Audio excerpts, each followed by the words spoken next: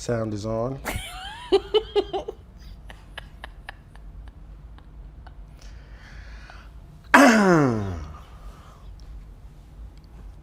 Hey, Faith. Hey, Tehsuan. How are you? You feeling good? Fabulous. Peaceful? Mm-hmm. Harmonious? Yeah. All that. Happy to hear that. So I have been fortunate to see evidence of baby Faith and younger Faith, and having met you in our adult lives, like I got to look back and see, you know what I mean, footage of you and content of you like as a child. I had a feeling that was going to come up. Go ahead. Well, the question is, like, what was your take on Faith when you were 12, when you were 10, when you were 7? What is my take now on her? No, what was your take then? Ooh. I was just living life. Uh-huh. There was no take. Just exploring and enjoying and being loved and Uh-huh. for the most part. For the most part. Uh-huh. Yeah. But what were you exploring? Did you consider yourself adventurous? No. No. Exploring talents. Okay. Definitely not adventure. What'd you explore? Besides being the fifth member of En Vogue. Oh gosh. All right, so I was in dance from first grade to sixth grade. So that Okay. was just, I was in a performing arts school. Yep. So that just allowed me to delve in a little bit. Ballet, tap, and jazz. So that was a little bit of performance exploration. Yeah. Some art. And I think that was it. Was your family musical or artistic? Or? No. Well, yes, my father. My Okay. father was a bit artistic. Yeah. I wouldn't say that he was an artist, Right. but he did some things. Yeah. He had a Congo that he would bang Okay. on. It's in my office now. So as Yeah. a tribute to him. Dope. He just enjoyed. He would sing. Yeah. I wouldn't call him a singer. Okay. He had a voice. He could carry a tune. Yes. He can carry a tune. But he just what? I'm really saying all the bad things about my dad. No. It just made me think of Otis from the Temptations. And it's like, no, he could sing. He just wasn't like a lead singer, but he could sing. It's a He thing. enjoyed himself. He Yeah. wasn't a performer. He just, Got you. he would sing the song. Yeah, that's dope. I like it. I think that for our generation, like our fathers don't get as much credit for being expressive in the ways that they were expressive. You know what I mean? Like it might not have been conversationally, Yeah, but we saw expression. for You know sure. what I mean? I think that was do you think that was a generational thing? Yeah, I think that was there was a concept of what a man is at the time, which is probably a little unfair. Just like the concept of a man today is probably a little unfair, and the concept of a woman is unfair, and the concept of a woman back then was unfair, or at least inaccurate. Interesting. You know, not absolutely accurate. I feel like they lived in a time where masculinity was the R&B phase, right? It was the beginning of that. What year? What time period are we talking about? Well, okay, so my father was born in the 50s. Okay. So I don't know. I feel So like like the in the 60s, 70s? 70s. Yeah. Yeah. There was a difference. There wasn't this. They were allowed to show emotion there. They were allowed to express a little bit more. Yeah. So I feel like that was a little bit more normal. Normalized. Yeah, I agree. I think that it was also just colored differently. Like I said, like sometimes, like maybe it wasn't conversational, but maybe it was artistic and musical. Like Soul Train was men and women dancing freely, and like Yes. some more freely than others. Did But, you think of that video? Uh-huh. They go, okay. Yeah. Just making sure it wasn't just me. Yeah, no, not at all. Not at all. But like, you know, there's that. There is, guys wanted to be crooners and they wanted to be Otis. You know what I mean? Like they Everybody come to see you, Otis. right? Like they wanted to be Smokey, but like you could be Otis. You could also be Otis. Like they wanted to sing about love. You know what I mean? So like that was an expression. Like guys don't aspire to be an R&B singer anymore. No, R&B singers don't aspire to be R&B singers anymore, it seems. But Exactly. I'm gonna leave that alone. But I think it's like it's evidence of like every generation is creating the foundation of the next generation. And it's like guys who grew up, guys who were born in the 50s, who came of age in the 70s, and were aspiring to be the next Temptation, or the next Smokey Robinson, or next, Sam Cooke. They gave birth to the sons who just automatically, it was like, this is the 90s is the R&B era. You know what I mean? Like, it is the era, right? Where it's like, it hit full tilt. It's like, oh, it's because they had those fathers. For sure. You know what I mean? And those male images. You know what I mean?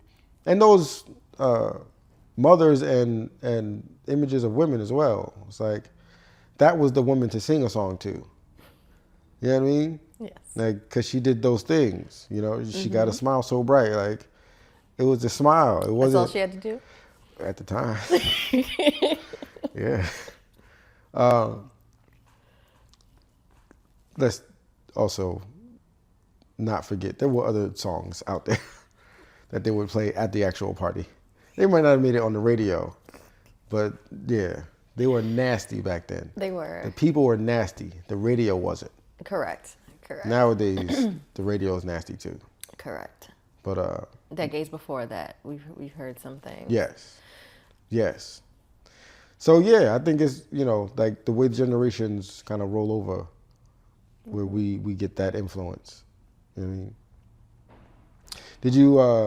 What did you think about yourself, like intellectually, humor, confidence, like? Even in the household. Yeah, I believe I had a level of confidence. I was serious though. So I am the youngest of three. Yeah. My sister's 6 years older than me. My brother's 13 years older. Okay. So I was the epitome of the baby, Gotcha. and at some points felt like I was the only child too, depending on the age. I wasn't humorous. Okay. I wasn't a comical child. I don't think, not intentionally. All right. Probably a little bit more serious. I was serious about my studies. I was serious about religion. And I was just good at, for the most part, doing what I was told and keeping the peace. Got you. Yeah, I think that's an interesting... Are these noisy for here? Probably. Would you like me to remove them? I want you to exercise full agency and freedom as a strong, independent Black woman. Far be it from me to impose upon you how to, bedazzle yourself and adorn the gift that you are from the stars. But yes. I was just waiting. Just give me direction, okay? I'm cool with that. We're gonna just hold that. Lovely. There. It looks nice there. It does. I'll remember not to leave them. Yes. Okay. Yeah. Yeah, being the youngest, you see the playing field and all of the other characters in it. Yes. You know what I mean? Or like you're born onto the playing field that all the other characters are already on. And you're seeing like how they interact and where there's friction and where there's conflict. And where it's like, it doesn't make sense. Like we should just be peaceful because this is not, whatever this is not worth fighting for. No. Or fighting over. Yeah, interesting. Have you ever done like studied or looked into like youngest sibling characteristics and patterns? No, not intentionally. Okay. I haven't. There's some interesting things there. Oh, would you like to enlighten me? Tell me about myself, Tehsuan. Well, no, I couldn't possibly. Your first problem is,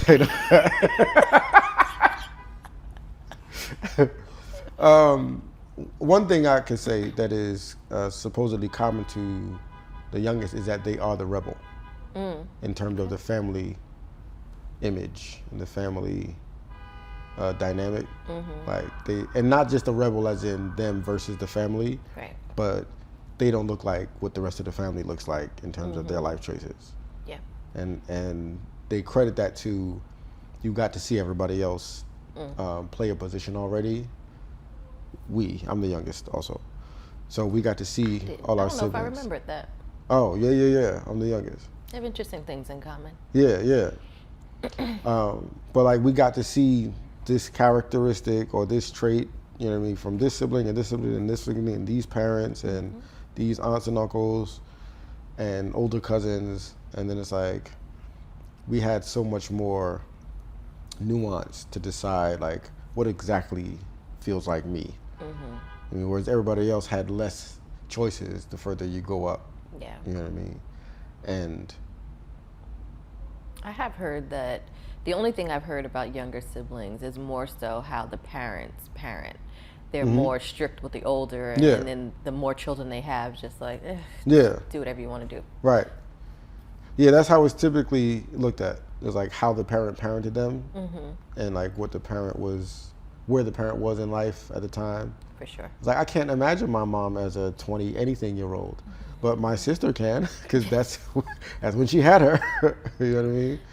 So like, yeah, she definitely parented completely differently from the siblings, and like, yeah, it's like with relationships, like your first boyfriend and your last boyfriend are gonna tell completely different stories about you. Absolutely. You know what I mean? Hopefully. Hopefully there's some growth. Yes, right? But like, yes, it's the same way, right? So at what point did you first, or when do you first recall like feeling like you made a faith choice in life of like, this is what I want to be or want to do with my agency? Let me see. Maybe running track. I started that in high school. No. It was wearing a camouflage mini skirt. Oh. Yes. That was wow. Is that framed on a wall somewhere? I wish. I was just talking to my cousin about things that we own that we wish we would have kept. I mean, it wasn't a real mini skirt, but it was a short skirt. It was a shorter skirt. And it was camouflage. My mom didn't want me to wear anything military based, so camouflage was just out of the question. Yeah. Of course, a mini skirt was out of the question. Right. And okay. Yeah. There was a period of time when I was living with a family friend, and she allowed me to wear it, and I was like, ooh, okay. Yeah. And then my mom caught wind of it, and it was right. There was almost a riot, but right. Yeah. Do you remember what it felt like to make that choice and to live in it? It felt freeing. It felt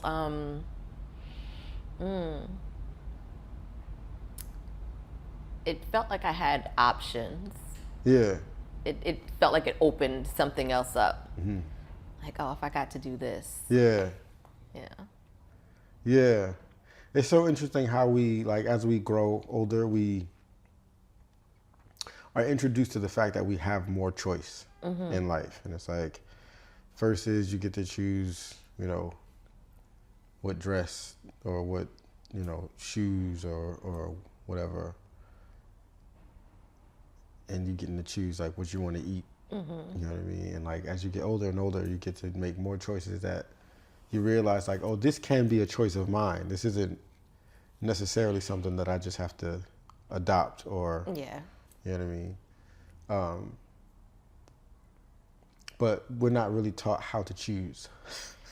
No. Like as a skill. No. You know what I mean? And that goes, yes, it goes further into life. We just try things, and if it works out, it works out. If it doesn't, right. Yeah. But like, we're not given a criteria to like put things up against, and we could absolutely benefit from like having a thing that was always like our compass, so to speak, or like our measuring stick of like, does it measure up to these questions and these considerations? Yes or no? Yeah. I mean, I will say that growing up, I was given enough information, but it wasn't enough information to choose on my own. It was enough information to why you shouldn't be doing that and you need to do this. Yeah. So.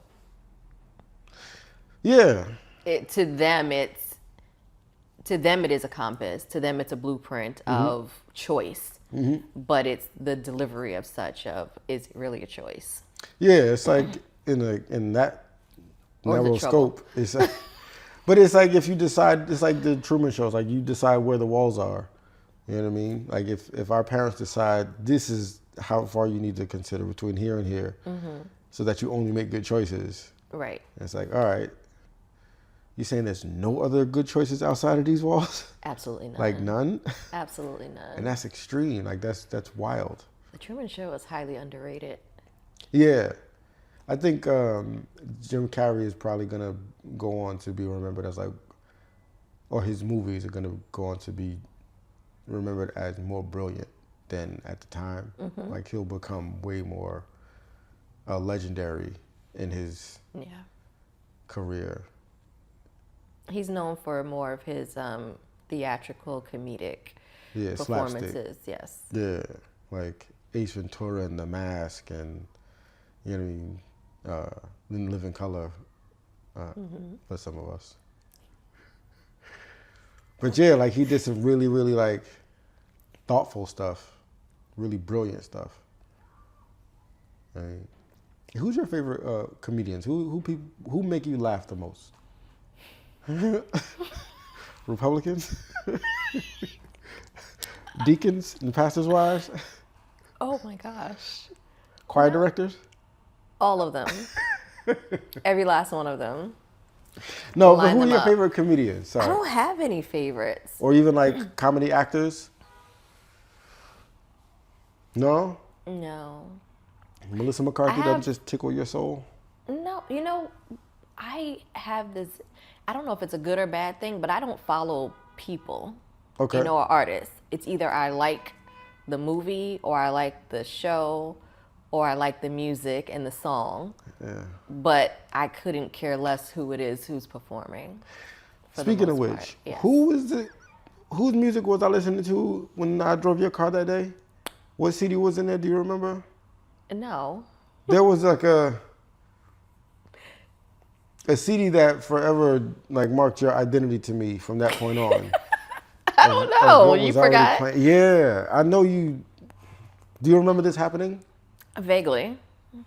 I think I like parked who? Feist. I don't even know what that is.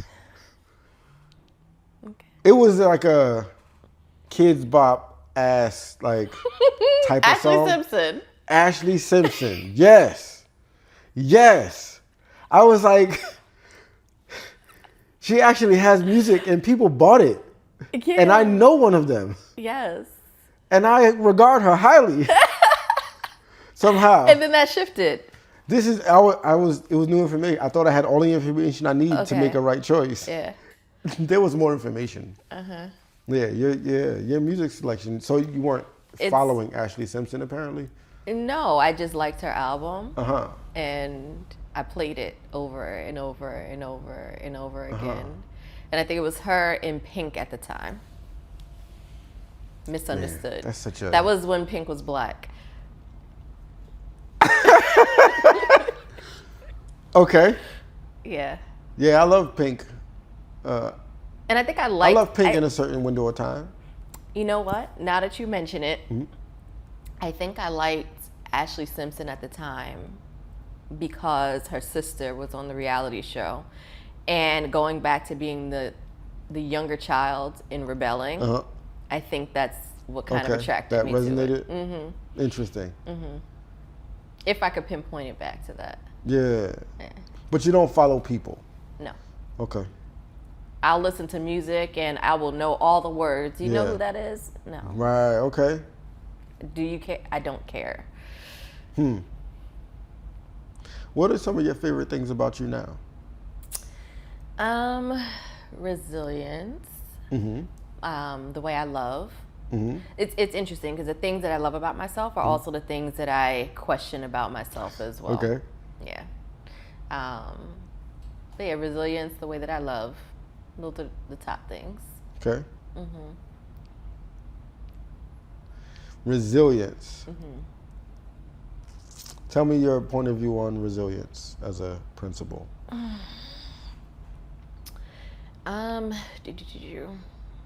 The ability to be able to power through hurt and failure. Even if I feel it deeply and it's still affecting me, I don't necessarily let it stop me from doing what needs to be done. Okay. It's that mask. Okay. The resilience to me is the mask.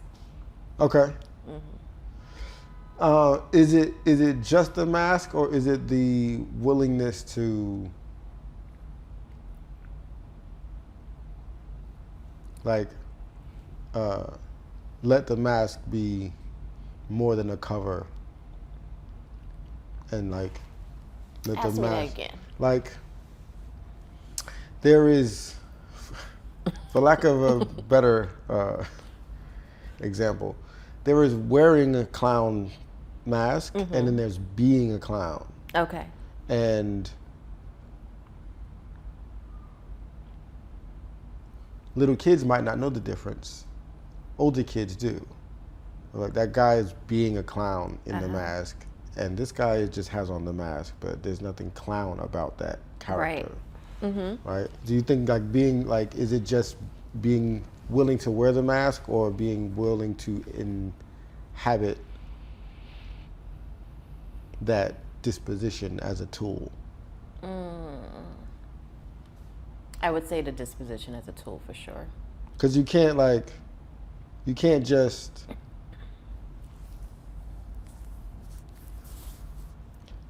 delude yourself to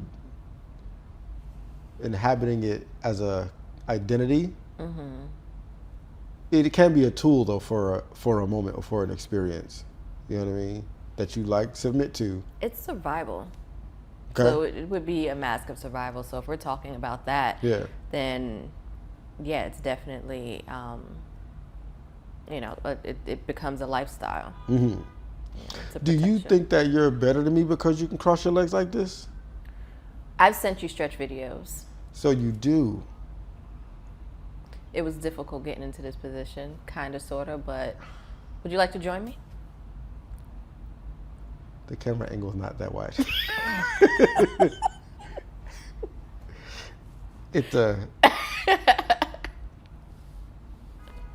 You could do it. You have this point. You've been practicing yoga for some time. You could do it. You gotta have faith in yourself. I'm special for many reasons. That doesn't have to be one of them. I get it. I get it. I can applaud you with full joy and appreciation. You can do all things. Doesn't mean that you should. I thought this was a very different conversation. Was it the clown remark? I think so. Yeah, you called me a clown. I did not call you a clown. You called me a clown, but it's cool.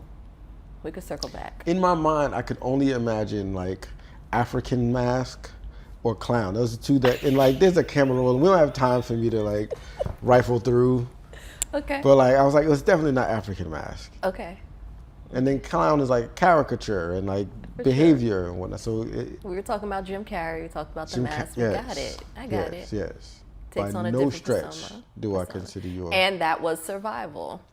See, there were messages in his movies too, even his slapstick ones. If you wanted to receive it. Yeah, it was it was a thing to reflect on of how to be. Yes.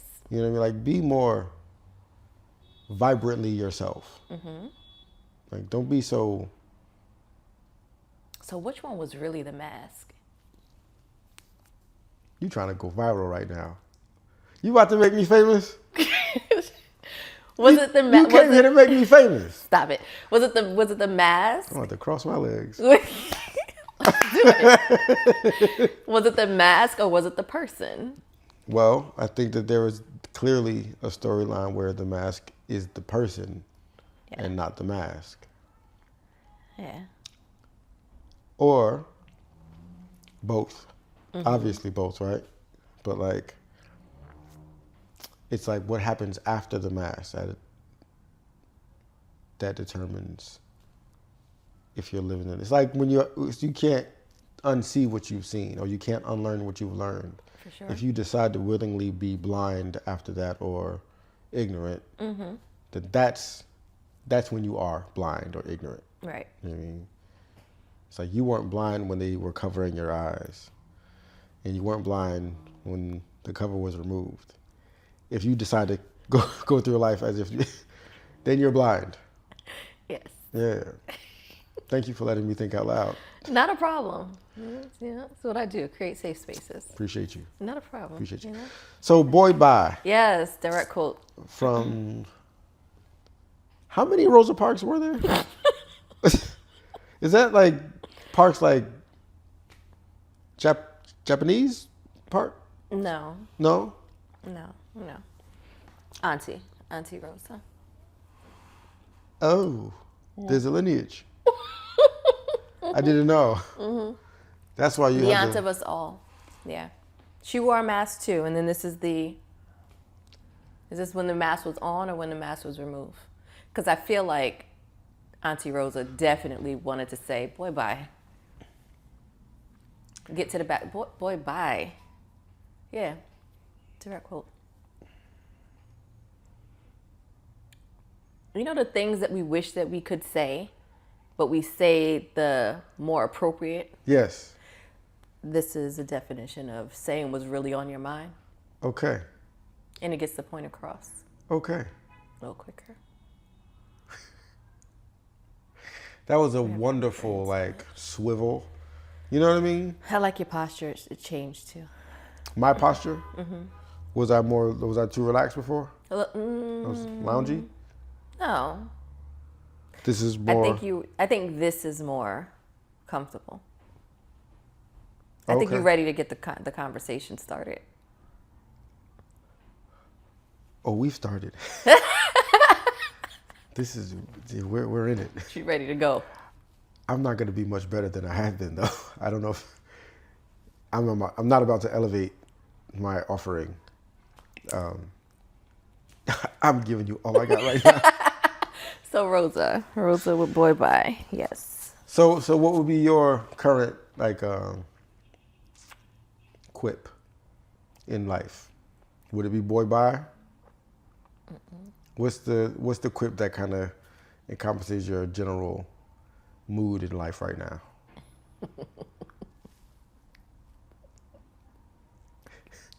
It's just YouTube. You can curse. I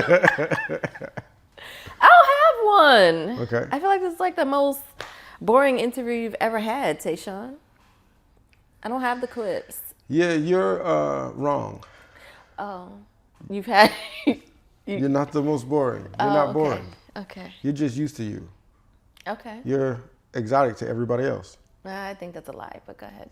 That's cute. Felt good. Thank you. Boost my ego on this sunny morning. You're more exotic to everyone else than you are to yourself. Sure. Like, I don't know what your morning breath smells like. You do. You know what I mean? Sometimes it's like, why? And then I had what at the end of the night? Oh. Yeah. Like, that doesn't factor into me when I think of faith. Thank you. You know? So. Thank you. There's more discovery for me. It's like. Yeah. You know. Get her some Doritos and an Italian hot dog and she'll change your life. I'm glad our relationship is the way that it is. Right? This is to be thankful for. How's your watermelon juice? It's amazing. Yeah? Yes, it is. I'm glad. I need to do that, and I need to incorporate that in my life. Taking time Yeah, it's a game changer. Yeah. Like natural, just be like, walking in nature, whatever, getting fresh air. Slowing down is something that I've been wanting to practice. It's interesting because that's my profession. My profession is allowing everybody to slow down. Yeah. But I don't incorporate that in my life as much as I probably should. But I really love, I love your coffee maker. And your coffee maker got me to purchase a French press. Okay. Because even in those moments, you're not just brewing, putting the cup in and drinking. Right. You have to take those couple of seconds to heat the water and, slow press. And Well, back to it being our parents' generation's fault. It's like instant coffee. Yeah. Was all the rave. That? And I feel like we're reverting back to. Yeah. Like actual coffee.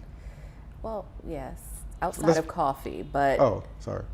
No, don't be sorry. It's a good example. But just the simpler times of life. Yeah. We have different like impulses and desires for it's like, the pendulum swinging the way it swings. Yeah. It's like our parents lost so much life in like the World War II and post World War II eras that things that made life more elastic and stretch is like, I could have instant things, so I could spend more time in life, as opposed to like I could brew this coffee and then die at 50. You know what I mean? Because like that was like way more common at the time. Yeah. And for us, it's like, well, I don't expect to die at 50. Was it that though? Instant thing. What did you say? Instant did you just say enjoy life or experience Just like life? the elastic more. Because I feel like it just allowed them to go to work quicker.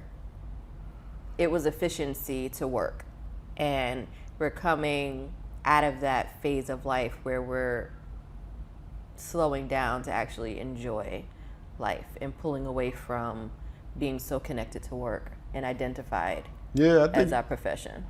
I think definitely work had a lot to do with it. We're talking about like the heyday of industry and commerce and like the 80s and double breast jackets and the women's lib movement. Everyone was identified by what they did. And how productive they were to the economy and to the company and to the community, and like productivity was definitely the measuring stick. Am I gonna but sit how here you get and to press this productivity is coffee, like, or am I just gonna brew it and pump myself up, keep going? And like with that swing, it's like I think now people think along the line of like, a better cup of coffee will make me more productive than a faster cup of coffee will. Right. You know what I mean? Because like I'll enjoy more of my day if I enjoy my coffee than if it just has the caffeine effect. Like, I haven't even gotten to that point of coffee being for productivity as it is just a moment to just enjoy. I don't think I drink coffee to keep me awake or keep me active or to boost the energy. Yeah, me either. I drink it for the flavor. And that's it. Yeah, the warmth, the flavor, Do you drink your coffee black or? Okay. I might drink it with like plant-based milk. I don't drink cow's milk anymore. I just put sugar in mine for the most part. When I make it at home, it's just sugar. Yeah. And my family thinks I'm a psychopath for it. Well, they're not wrong. Okay. But I mean, they've had far more evidence than your coffee preference to get to that conclusion. I accept that. I think you're brilliant if that's what that's what tipped the scale.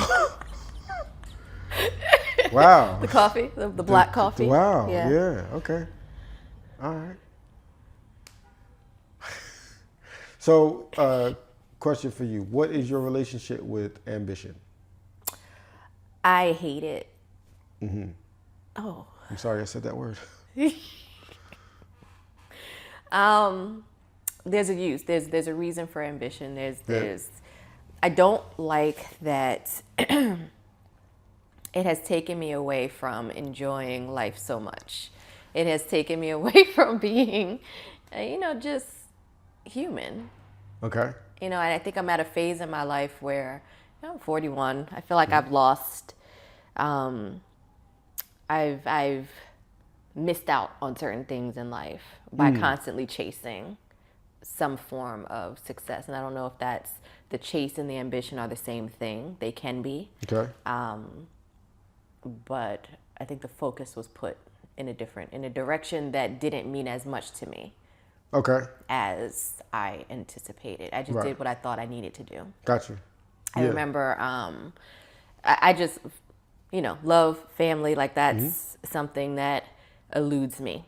That's that seems to be more important to me. But I remember an ex, as I was growing my business, and he came to help me with something, and he looked around, he was like, you should be really proud of yourself. And I'm like, I guess. I was like, but I would give all of it up to have what I really desire. So to me, like that ambition, I don't. I dislike it. Well, is that ambition or is that where you placed it? It more likely where I placed it. So my perception and my relationship with ambition is exactly that. It's. I feel like it's taken something from me more than it's given. It's given more to other people than it's given to me. That's how I feel. Yeah. Do you think though that, like, just as a strength? Yeah. Do you think that you can apply that to the life you want to have? Like that the patience that comes from ambition, the grit and tenacity that comes from ambition, the willingness to imagine and be optimistic that you will achieve what you're trying to get? No. Okay. No, I don't, because what I want requires another person to be involved in that. And my perception of succeeding in life has definitely, I've taken that into that lane. And I think that's been part of my failure also. To me, it's part of the mindset of if it should be, it's up to me. So that has put me in a position to do more than I was supposed to overcompensate, to try to make a situation work. Yeah. As opposed to allowing the other person to meet me. Just being, particularly as a business owner, in order for my business to succeed, I have to do every part of it. There is a delegation that has to be done, but most of us including me, have an issue with delegating. Okay. So I have to have my hands in everything. I'm looking further down the line. I don't know what happened to me at some point, but I stopped remembering words. Okay. So, yeah, me too. Forgive me for that. Yeah. So I'm sure it's more drugs on my part than yours, but yeah, that happens to me too. Yeah, mine was probably stress. Okay. Yeah, that's what it was. Stress. What drugs? Absolutely. You were saying? That's what the drugs were helping the stress. What drugs? No, yeah, the Tylenol. That blasted Tylenol. Johnson & Johnson. Listen, that's opening up a whole other can of something. Right. We don't need you. We're talking about going viral. We don't need you to go viral. You want to get canceled? Besmirch Johnson & Johnson. See how long you last. Boy, bye. It is CBS of pharmaceuticals. Oh, I hope it's worth it. You take your life in your hands every day. Stop. I keep forgetting where we were. Oh my gosh.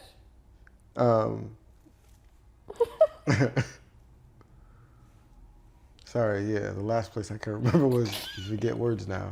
And I do too. Maybe that's where we are.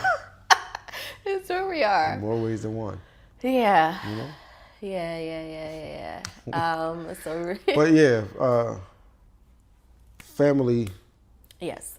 That's where you want to focus your energies, and it's not the same as how you focus your energy at work, because I don't think so. Work is yeah. I think the the ambition towards material success, that's a different mentality that you have to take into relationships and family. Okay. You have to learn to take a step back. You can't control all aspects of it. Yeah. Absolutely. Yeah. Yeah. Yeah. Okay. All right. You shoot darts out your eyes. You've said that before. Yeah. I don't. Okay. Yeah. Yeah. My eyes speak more than I do. Yeah, and they're like pirates, like sailors. Okay. They cuss a lot. Do they? Yes. Oh man. Pardon my stare. Red Fox. Can I call you Red Fox? Because it could have like a different. We'll talk about that later. This episode is brought to you. So, okay, what's your relationship with gratitude? That's a good relationship. That's a good relationship. I'm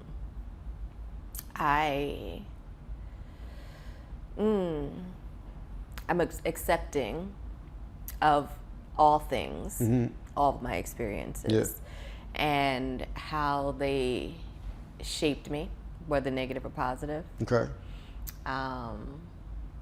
I welcome my gifts and my favors, even when at times it feels like they're punishing me. Eventually I learn the gratitude in that. Okay. To be gracious in that. Yeah. Yeah, gratitude is, if not my favorite, one of my favorite characteristics and principles. It's like we can all apply our crazy to gratitude and it be constructive. Is it? And we benefit from it. I'll take that. Yeah. I'll take that. You know, the thing is that with gratitude, it's they didn't have to, or you didn't have to. You know, an individual didn't have to provide you with whatever it is, whether it was their kindness or if it was something tangible. They didn't have to do that, and that's missing. For you to give that to yourself, you don't have to do that either. So it takes a lot. Yeah, and it's like it feels to me like how, you know, TV screens and whatnot have, or cameras and TV screens allow us to see things in higher resolution now than, you know, when I Love Lucy was running the airwaves, right? And it's like gratitude lets you see like there's so much more to the picture. For sure. To appreciate and to engage than what you thought of it before you were grateful for it. For sure. You know what I mean? That's that slowing down to be able to actually see it. Yeah. What are your favorite ways to slow down? So coffee press is one of them. I'm learning. Okay. That I'm in the beginning stages of it. So the things that I may mention may be so minute and like, really? That's what you do, Faith? If it works, it works. I guess. Yeah. I guess. So there's a coffee press. There will be. I was binge watching Who's the Boss. I just finished it. 8 seasons, 20-something episodes. Yo, that's something I've never heard someone say. Binging on Who's the Boss. I've just finished Who's the Boss. That's incredible. That's the thing now. It's amazing. Wow. It's amazing. I've moved on to the Magic School Bus. Yo, hold on, wait a minute. Let's stick with Who's the Boss for a little while. Yes. The absurdity of TV shows of the 80s and like with like Who's the Boss and Three's Company and like these shows that was like that doesn't happen. Okay. Right? But we all have to suspend reality. For sure. And like this upper class Connecticut woman with single mother living with her mother living with her. Did her mother live with her? She lived in the guest house, yeah. She lived in the... She had her move in and move into the guest house. And I'm supposed to believe white privilege don't exist? But we'll park that. So I'm going to tell you, we've never really seen her house. Like, we see the inside of her home, And I'm going to tell you, I promise you, my brain always imagines her living in a treehouse. I see her guest house in a treehouse. I don't know why. All right. I see Mona living in a treehouse. How did she get in, like get up to the treehouse? I don't think about all that. She's a fairy. She's a fairy. She's a fairy. Yeah. I'm so joking here, Tehsuan. I'm not. I am not. I'm going to start a blog today. Mona's like my favorite character. She's unhinged. That's a viable blog. We need to have that conversation offline, but that is genuinely a viable blog. To put an entirely new plot on the story of Who's the Boss. Mm-hmm. And like, she should have had a spinoff. I think she was too good. She was already an OG, like even in acting by that time, right? Mm-hmm. But yeah. Okay, so Mona's a fairy. She lives in a tree house. This New Yorker, this Italian New Yorker, single father, yes, with a daughter, in a van, pull up, and stays. Like, she didn't even take the weekend to decide, do I want this to be my lifestyle and for my family, like my son and my fairy mother. Same day, she was like, all right, let's try it. Mona is a fairy. Mona's the one who found him first. He was applying for something else completely. And you know, Mona's Mona. So she looked at him, she's like... You know, she was... Yeah. We know what Mona was thinking. You know they had a lot of sex, too. Mona and Tony? In the story, in the blog that we create? Yes. What? No, not the fairy godmother. Don't. Where do you think she get her twinkle twinkle from? Okay. So she kept this penis in a jar around. Yes. Trying to put her off on her daughter. She already had a guest house. Like, come on. All right. So yes. Yeah. I mean, when it works, it works. The man could cook. He could clean well. Cook better than everybody. Mm-hmm. Clean better than. Yep. Now I'm gonna just go there for the sake of this conversation. His daughter wanted to move. She said, what was she attracted to? But she liked the suburbs. At first she hated it, but then she loved the idea. She could breathe. Yeah. Yeah. Now I'm gonna say this, not because of any misogynistic, ape-like mentalities that I hold, but I've thought it already, so somebody else has to share this thought now. Go ahead. This man cook and clean better than you and your mama. I wonder why you were a single mama. Ambition. What did she do? What was her job? An advertising executive. Think she was the president of the company. The breadcrumbs, Faith. Who's the Boss was a breadcrumb for you're Neo. And she was the white rabbit the whole time. Ambition. And I'm not saying that's bad. Listen, I'm just going to say I can't do everything. I can't. I wish that well, I refuse to believe that, but I wish that I could cook the way Tony Maselli cooked. You know. Some women can do all these things. That's his name? Tony Maselli? That's not his name. What was his name? In the show, it's Tony Maselli. Tony Maselli? Yeah. And what's his? It's Tony Danza? Tony Danza. But Maselli was his? Was his name, yeah. Huh. All right. And he was just sharing the details, just something to talk about, but he was a retired baseball player. Right. Professional baseball player. He got injured and was trying to figure out his life after that. Right. Trying to find purpose. Right. All of these things came together in one Connecticut suburb. Yes. Strange things happen. In the Connecticut suburbs. I mean, it could happen anywhere. I'm sure there's a story like that somewhere here in Newark. In the Huxtables, the only person that ever moved in was a cousin. Yes, because Claire did everything. Oh, because she could be ambitious and have a family. Apparently, we're taught that we can be ambitious and we can run a household as well. And white women were not told that. You can do one or the other. When you have a man that comes in, he takes over. Hypergamy. This is definitely not the most boring episode. No? No. Oh, okay. No. We're saying words like hypergamy. We're creating new platforms and new subreddits for Fairy Mona. Yes. Fairy Mona. And her sexual trysts. I don't put Mona in that category. Do the Golden Girls get enough credit for being sexually independent and free in their golden years? Like, they were dating a lot. They were. And you know the crazy part is? Their age isn't very different from ours. And I hate that. I think that I really believe that forces me to not watch reruns.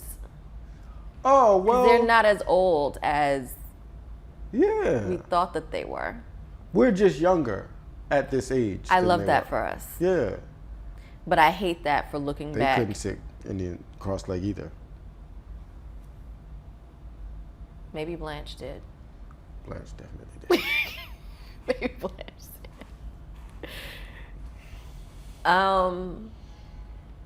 did. No, they don't get enough credit for. Right? That was something that was unspoken. We're going back to, it was, you right? know, Yeah. the music was dirty, but the radio was clean. Yeah. Mm-hmm. Right. Because, like, that show has to be girlfriends at this, like, you have to be so much younger nowadays to put out a show like that. Yes. You know what I mean? And honestly, I feel like they were ahead of their time. Yeah. With the living environment. I think that most, I don't want to limit it to just women, but I think that most people should think about having that type of living arrangement. Like single people? Yeah. I agree. If you could, I mean, maybe not exactly that way where you share a kitchen, but like a compound. More people should entertain a compound. I agree. Yeah. I agree. Because, like, this is a compound, but it's just, there's no mutual, there's nothing communal about it besides proximity. Like, we're not deciding on things together. You know what I mean? You have to choose very carefully. Well, you don't want just anybody on your compound. No, you know, The Walking Dead has told us a lot. Yes. Yeah. So, do you have favorite TV shows?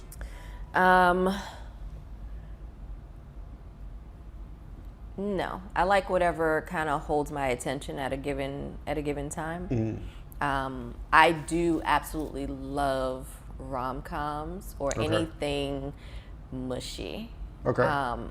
And I've learned that, you know, I love watching the shows from the 90s or because it's anything wholesome. Because it's like there's an issue, and by the time of the end of the episode, the issue's solved. We're all hugging each other. We love each other. We move on. Yeah. Okay. Yeah. Yeah. Okay.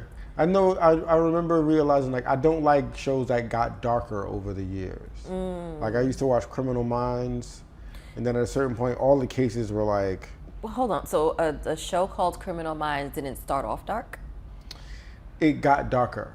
Interesting. Okay. Yeah, it got darker. Like, it started out about the psychology of the criminal mind more so, and then, like, it delved more into the plot of the episode and that being, like, extreme or, like, heinous. You know what I mean? And it's like, all right, I'm not really into shows like that. Definitely not into those. Yeah. Things. However, my favorite movie franchise is Oceans. Okay. Yeah. So I don't know why I'm attracted to, you know, crime. Yeah, but it's also like murder mystery with Oceans, where it's like there's different angles that this could play out, and then you find out in the end that there was this whole other angle that you didn't account for. Yeah, not murder though, because not murder, but I mean, anybody. But the way murder mysteries play out, or it's the strategy of it. I think. Yeah. I think it is. Even with what's that movie called? With the cards. That's not nearly enough information. It's not really okay. It was a group of people. They were like magicians. Oh, okay. Now You See Me? Now You See Me. Gotcha. Yeah. So that's another one where they have this whole plot. Yeah. And it unfolds for us along the way. Yeah. I like that. Because there's like a part in the movie, in those movies, where by the way they're written and the way they're directed, you realize that like the viewing experience was really a priority. In the way that they constructed the storytelling of like, you're not supposed to, like movies would tend to be written and, you know, acted out wherein you could be in on the gag, it's just the bad guy couldn't be. Okay. You know what I mean? Whereas like those movies are like, you're not in on it either. Like we're smarter than everything. And that's an interesting perspective from a production end, because I think you have more of a production mind than I have. Okay. Yeah. It's like how Tom Cruise is getting like given a lot of credit for that and how he produces his movies and how he approaches them, like focusing on the user experience. Say again? I've never been a fan of him. Maybe I'll pay attention a little bit more now. I'll try. Me and my boy Chad were just talking about Tom Cruise recently and about how, like, you know, his best piece of acting probably is A Few Good Men. And then once you do that, it's like, all right, let's go make money now, because I'm not going to do better than squaring off with Jack Nicholson. Okay. Like, I've never seen that, so I'm going to have to go watch it. Let me just hang off the plane now, okay? And he did that many times. Yeah, let me crawl up a building, let me fall out of a plane, let it not be in the dialogue from this point on. We've covered that. You know what I mean? You do what works. I can handle the truth. I think that's the rest of his career could be summed up with, I can handle the truth. Okay. Now I have to watch the movie so I can get your perspective on that. Yeah. Okay. Like, as an actor, for his career so this is what Chad was saying. I hope I remember this correctly. But he was saying, like, as an actor, that was like Tom Cruise's pinnacle of like, I'm gonna square off with Jack Nicholson, and it's gotta look like I'm as real as he is in this, right? Jack Nicholson is insane. Absolutely, right? And then for the movies, it's this parallel of like, it's never gonna get better than this. Like as far as being an actor is concerned. You know what I mean? Where it's like the story and the character and the writing. Do you think that's okay? For some reason, I'm feeling like I need to watch this movie because I feel like I'm probably completely off mark. I feel like you're implying that he did not play that role very well. No, I think he did. So as an actor, I'm not going to challenge myself anymore, or I can't, or this is literally, I gave it my all and I can't go beyond this. Not maybe not so much that I can't go beyond this, but that like I've done that. Okay. Like there was nothing action star about Top Gun. Okay. He was in a cockpit the whole time and on a volleyball beach, which we don't even need to start that conversation. But like, was that him attempting to be a sex symbol?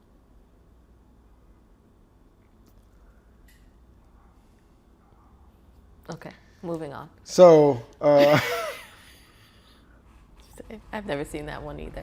But like, he had not nearly reached a ceiling in action. You know what I mean? But he had finally reached one with like drama. Because like he had done like Vanilla Sky and those movies, and none of them were A Few Good Men. Right. You know what I'm saying? And then with action movies, it was like, oh, he doesn't have anything on the action side whereas he's an action star. The way Jack Nicholson is a drama star. Psychopath. You know what I mean? Yeah. And he got to dance with him in that. Okay, I'm gonna go watch it. Yeah. Movie night? Movie night. Awesome. Movie night. What's on the menu? What's the perfect movie night a perfect movie night menu? Like, and tell the truth. Definitely popcorn. Definitely popcorn. What kind of popcorn are we talking about? I put Spike on my popcorn. It's a seasoning. Okay. It's a seasoning. Okay, so seasoned popcorn. Seasoned popcorn. Wine would Wine. be great. And wings. Wings. I'll do wings. What kind of wine? Are we talking red, white? I like sweet red wine. Sweet red wine. Okay. Yes. That's movie wine. Is it? It can be. Okay. That's just my wine. That's just what I like to drink. So, yeah, wine, popcorn, and wings. Yeah, I think sweet wine can be good for popcorn or for movies and movie night because, like, you're not preoccupied with the nuances of how good this tastes. You're just, it's like, it's red wine and it's pleasant. And I can focus on this movie. People do that in real life? I mean, yes. Wait. Why do I like this? Yeah, what am I getting here? Okay, so maybe that'll be the next thing I do to try to slow down. I'll actually... Well, don't do it with the sweet red wine you drink because there's nothing to be found there. Stop it. Sweet water comes through. Yeah. That's what she said.